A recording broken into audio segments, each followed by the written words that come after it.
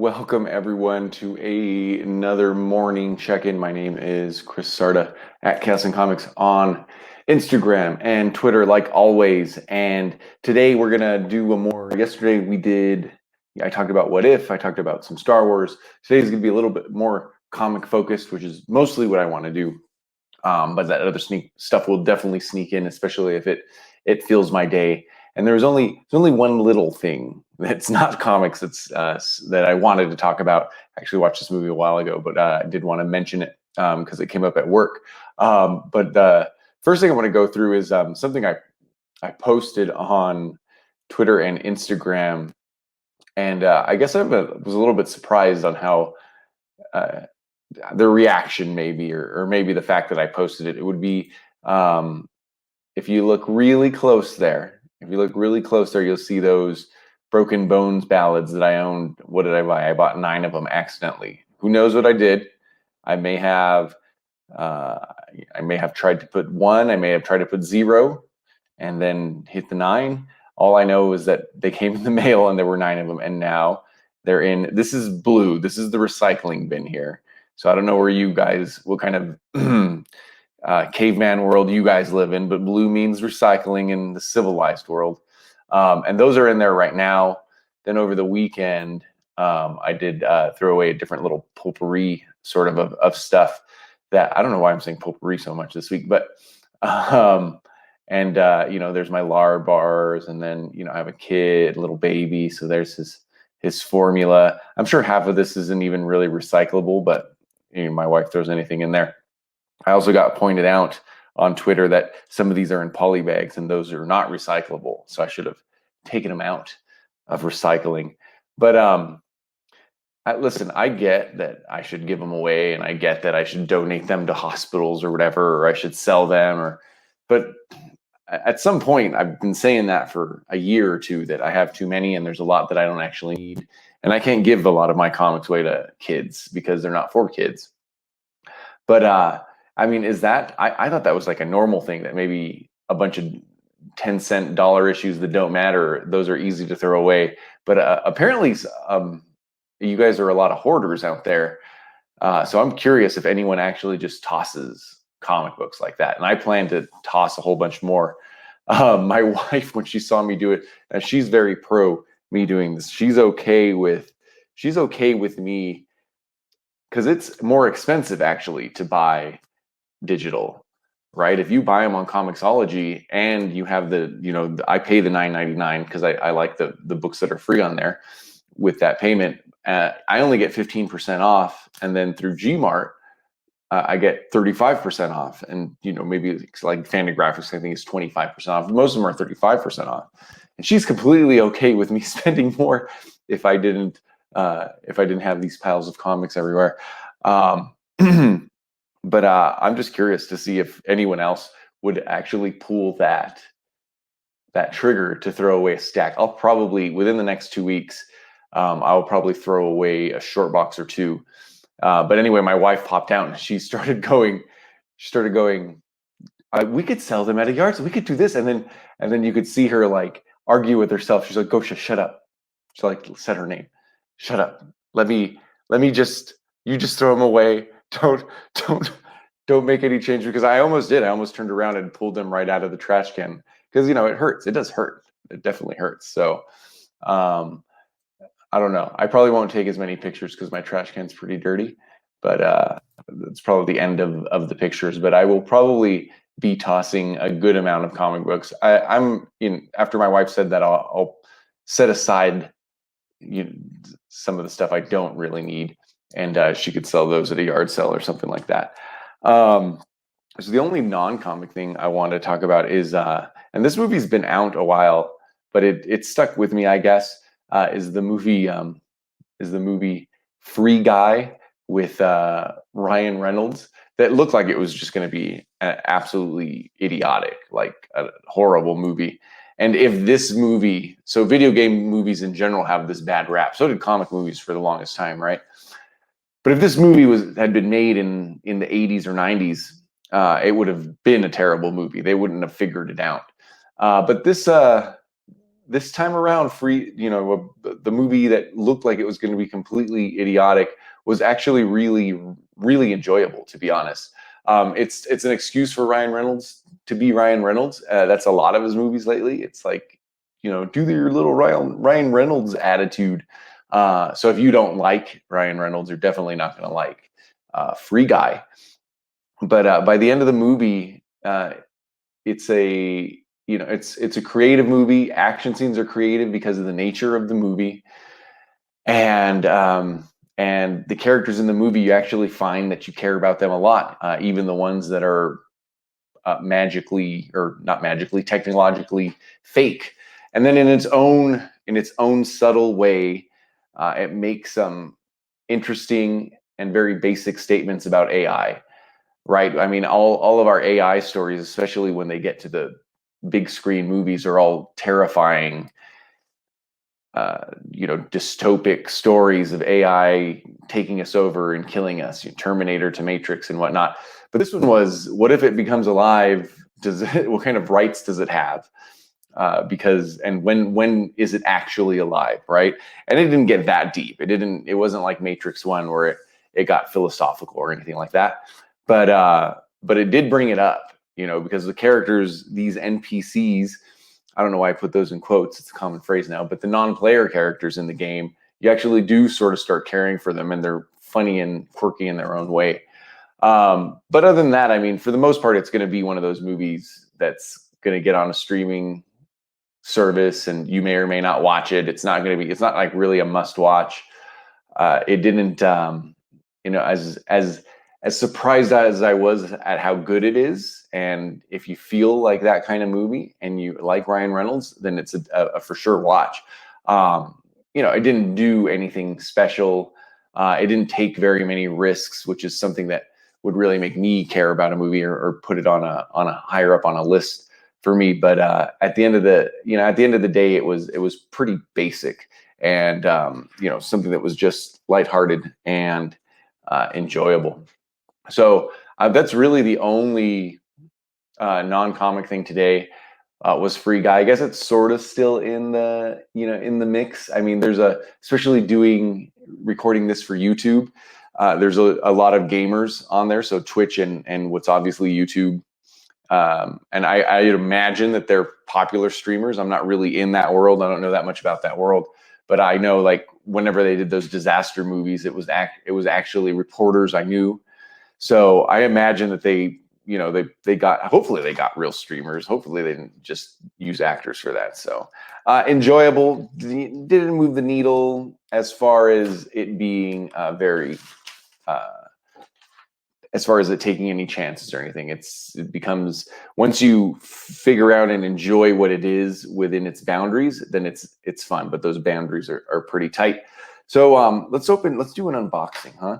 So, if you buy hardcovers, which I've started to try to do more than floppies, one of the issues with them is that they go out of print pretty easy, and any kind of omnibus, not even hardcovers, right? And so you have to like balance that, because you can't get to them all. So you have to balance that with how much you actually can buy or what's in your budget, So I always keep an eye out for things and will go and grab them. But sometimes I lose out, and it really annoys me. Wicked and Divine is one of them. I was behind on Wicked and Divine, and so I have the first 2 hardcovers. So when 3 came out, I said, that shouldn't be too hard to find. And I let it float out there. And one day on Kieran Gillen's webpage, I heard them say, is there any chance you're going to reprint that? He goes, there's no plans for it.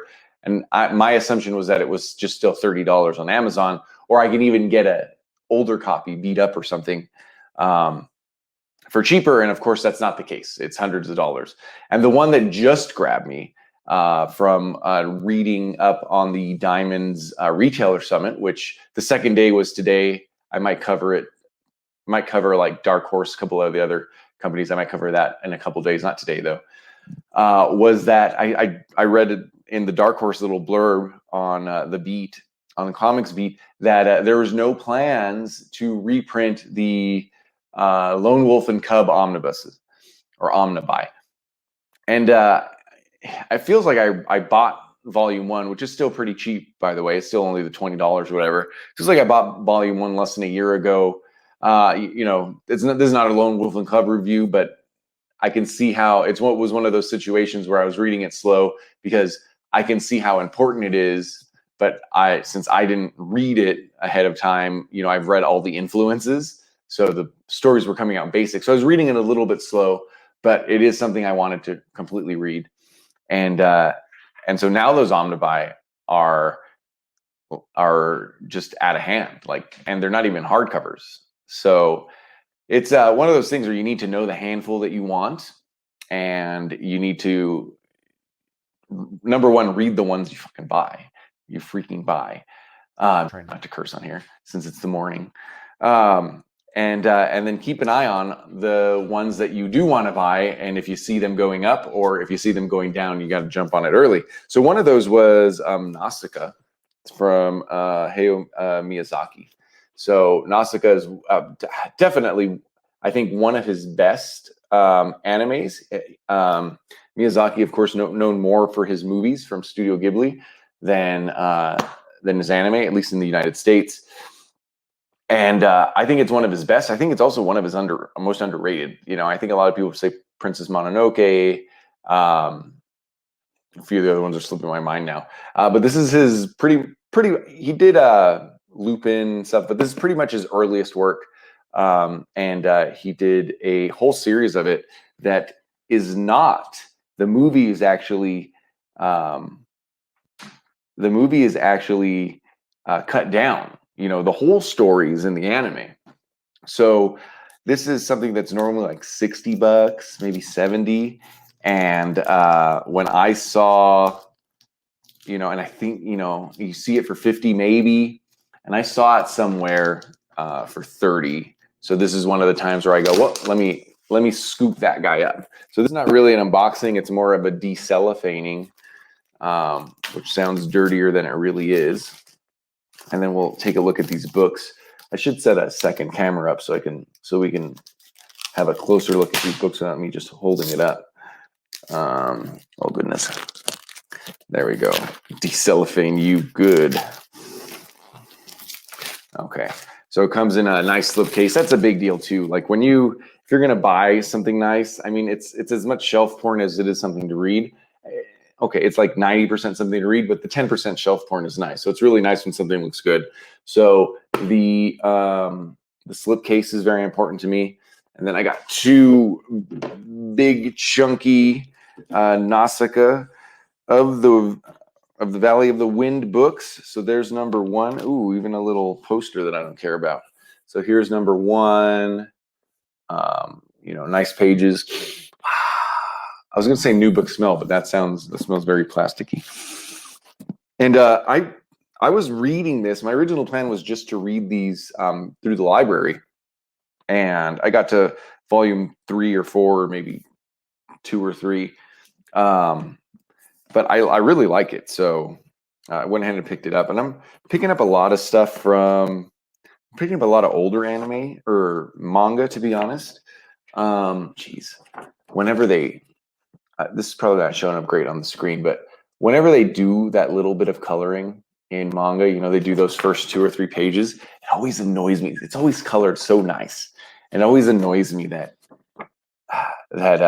traditionally they don't color their comics. They color their anime though, so it wouldn't be that crazy. So let's see. Yeah, look at that. Just beautiful coloring there. Yeah, I think even muted being recorded, you could still sort of get how nice it is. Oh geez, it's even better. It gets even better. Oh, they leave the English in there. I wonder if that's original. So there's some charts. You know, we love mushrooms up in here.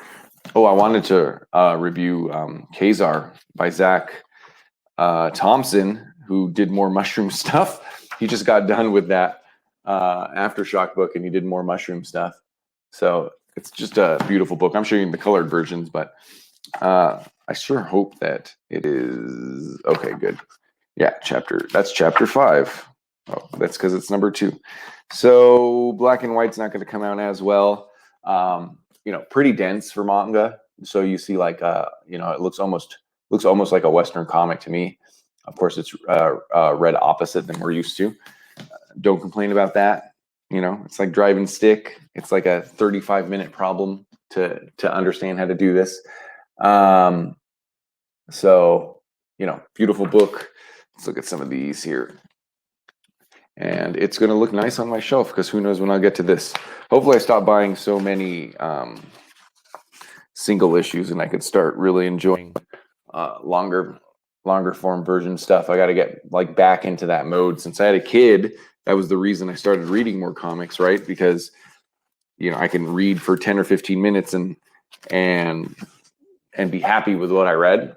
I mean, I always read comics. I always read graphic novels and stuff, but I stopped reading real books. I'm reading Cabal right now by Clive Barker. So a little bit shorter. And then I'm also reading, I read out loud to my son, my new baby son is, oh geez, they just made a terrible movie about it. So I am reading books, but just much slower than I used to. So that was Nausicaa of the Valley of the Wind by Hayao Miyazaki, one of the Mount Rushmore of manga. In the book that Kevin Eastman did, that was sort of about his life, and the fake Ninja Turtles that the character makes in the book were called like the Ragamuffin Rats or something like that. They were all named after, there were 3 or 4 of them. I think there were 3 of them. They were named after the 3, biggest manga writers. So one of them was Miyazaki. The other one was, I think, Tezuka. I can't remember their names. And then, of course, or Otomo, and not Tezuka, whoever wrote Lone Wolf and Cub. So I think that's even a good, if you just start reading from those guys, you're going to get like a good base. So go Google Kevin Eastman's one shot of his pretend Ninja Turtles and go find out the names of each of those 3. I think they're Ragamuffins or something like that. So instead of Renaissance artists, I guess they weren't all Renaissance artists, but instead of European artists, in his like fake book, they were all named after anime or important manga creators. What's next? Okay, this is next. I want to talk about this book, Voodoo Nations, that I really enjoyed. It is a Kickstarter book. It is written by Travis Gibb, who I know through the YouTube community. It took me a long time to read this book. He gave it to me in digital a long time ago, but if I was going to pay that Kickstarter cash for physicals, I wasn't going to wait. So he's 2 issues in. The Kickstarter for this ended a little bit ago, a few months ago, so they came in right away. And man, I really enjoy it. The artist that he got to do this name is Luke Stone, and the art's pretty solid. It feels like a Kickstarter, don't get me wrong. So it's not, it's people working really, really, really hard while they're doing other stuff, not doing, their job. And it just came out beautiful. And especially when you consider that. The book's really interesting. It's about missionaries. They run into a voodoo priest, which I thought, the first thing I thought when I read that is like, I mean, I'm sure I can find a lot of examples of voodoo in comic books, but you don't, it's like a little bit underdone, don't you think? Like there should be a lot more voodoo actually. And I know there's all the weird black magic stuff, but it feels like you don't get a lot of voodoo out there. So this is a book where some missionaries run into a voodoo priest and some weird supernatural stuff happens. He writes them out to be cool missionaries. I guess in my head, that sort of Christian type person that is, mostly because I went to high school I'm from Los Angeles, but I went to high school in a small town. I guess people don't remember like the hardcore scene and the punk scene and the metal scene in the Christian world in the 90s and early 2000s. But that's what the main characters in this are, at least start out to be. Even mentions Sleeping Giant, a Christian hardcore band. I had to ask him if that was a coincidence, and no, it wasn't. He knows the singer from there. So, and then the rest of the day, I was trying to remember this other really good Christian punk label, and I kept calling it Sleeping Giant Records, and it was called. Now I forgot what it's called again, but it was called Sleeping Something Records, and it had a bunch of pretty good bands in it. So like Officer Negative and stuff like that. So yeah, I really enjoyed it. As I'm reading it, though, all I can think about, because the book comes out, it's really good quality. Marvel should be dying to get this kind of quality. I don't know why that they can't put a book like this together. Not necessarily the cardstock cover or whatever, but it's just a real beautiful like piece of work as far as putting it together. It was a fun read, and all I could think about is, man, how hard it is to not be a publisher or be doing this all day, or have like this perfect process down and churn out all these books like a lot of even the smaller publishers do, to just be a group of people that can put out books and finish them and do the whole Kickstarter campaign and the marketing and everything is just a ton of work. So when you're reading some of these Kickstarters with a lot of love, and then you also paid more money most of the time, right? So that's why it's dangerous. That's why I don't do a ton of Kickstarters. But to put that all together, it just proves how much you really love doing it. And then if you were to talk to Travis, or you've seen him on Comic Burrito or with the Bearded Comic Bro or a whole bunch of other places, you could tell that he's doing this on the side like a lot of Kickstarter guys are, and he's enjoying it immensely. It also makes me like, I got to that point by going like, what the hell is the point? What the heck is the point of doing this? Like, it just seems like so much work, right? And we're all like comic fans. We all think, oh, maybe I'll write my own comic, maybe I'll do my own comic, right? And they all of us think that. A very small percentage actually like get it done. And when someone like me goes, man, what's the point? It seems like a big ass headache. I would just write it and then pay someone to handle everything else and just take the loss. Like, that's, a lot of people can't afford that. I can't afford it either, but that's the way I would do it, just to have like something nice like this and say that I created it. So a lot to be proud about. It's only 2 issues in, so I have the first 2 issues, and it was a very interesting story. Like I said, Voodoo's a little bit underused. I don't want to say that out loud because then it'll just start showing up everywhere, but something that you would expect a lot more in the comic world, and I don't feel like it's out there that much. I mean, maybe we should be using Brother Voodoo more. But yeah, that's Voodoo Nations. He just got done. I should have done this maybe Monday, because he just got done with his a different Kickstarter campaign for a book called Expired. And maybe that would have made someone go and look it up and then support him. But I'm never on time. So look up Voodoo. There's voodoonations.com. You can find Travis Gibb all over the place in the community, Comic Burrito or whatnot. And Voodoo Nations is pretty good. So it's a 4-part series. Part 3 will come out. Even I'm sure he wants you to buy part 3, but even wait for a trade or something like that, and you'll have a good time with that for sure. The other comic I was able to read today was Guardians of the Galaxy number. Who knows what it was? It was that's one of the books that I'm interested in, but reading behind because I'm not buying this crap all the time, and I have Marvel Unlimited. So I'm right at the point where Guardians of the Galaxy started crossing over with it's number 15 with the Hellfire Gala. So I've read all the Hellfire Gala. I bought all of those, and this one is Nova, Richard Rider, and Star-Lord showing up to the sword base, and there's a real funny sequence here. It was mostly a talking book, so they had to. Al Ewing was clever in the way that he figured out how to, get some action in the book. Richard Rider's complaining about all of these super villains that now that they're best buddies. So Super Skrulls won. The issue prior, Star-Lord invited Doctor Doom into the into the Guardians of the Galaxy for a short time because stuff's going down. I've actually read some of these later issues because I don't know. I mean, I know what's hatching in the ego egg and stuff like that. I'm not trying not to spoil it too much.